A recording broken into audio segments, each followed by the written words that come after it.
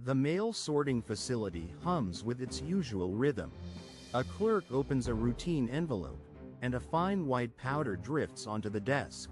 A prickle of unease quickly gives way to something far more sinister, a chilling realization dawning. But to truly comprehend the scale of this quiet terror, and the hunt for its perpetrator, we must first journey back.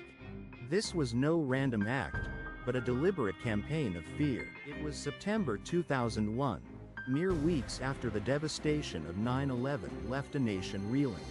Against this backdrop of grief and paranoia, a new, insidious threat began to emerge, targeting American institutions and citizens. A fragile calm had settled over the country, a collective breath held after the shockwaves of the Twin Towers. No one could have imagined that a microscopic enemy, meticulously prepared, was already in motion, concealed in plain sight. The first alarming symptoms manifested quietly, initially dismissed as common ailments by medical professionals. Soon, however, a handful of distinct cases, across Florida and New York, pointed to something far more sinister. Concerns grew rapidly. The anthrax-laced letters, precisely addressed, first reached prominent media outlets in New York and Florida. Envelopes containing a fine, deadly powder were unknowingly opened by unsuspecting staff. The first wave of attacks had begun. A second, more virulent wave targeted Senate offices in Washington, D.C., notably those of Senators Dashley and Leahy. The deadly spores claimed 5 lives, including 2 postal workers, and sickened 17 others. Panic rippled through postal facilities and government buildings as the true nature of the threat emerged.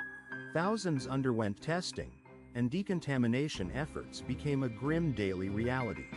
The FBI launched one of its most complex investigations. The attacks fundamentally altered public perception of safety, particularly concerning the mail system.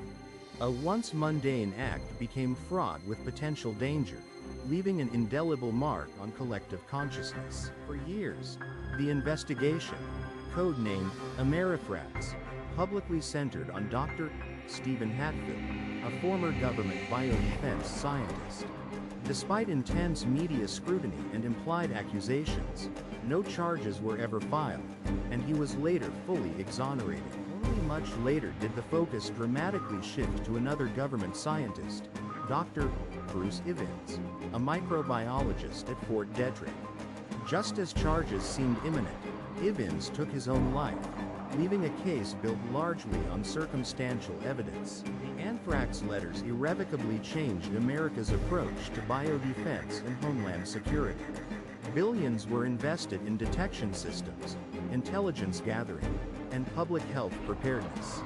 The nation's vulnerabilities had been brutally exposed. The investigation's perceived missteps and the wrongful targeting of Hatfield sparked significant controversy and a multi-million-dollar settlement.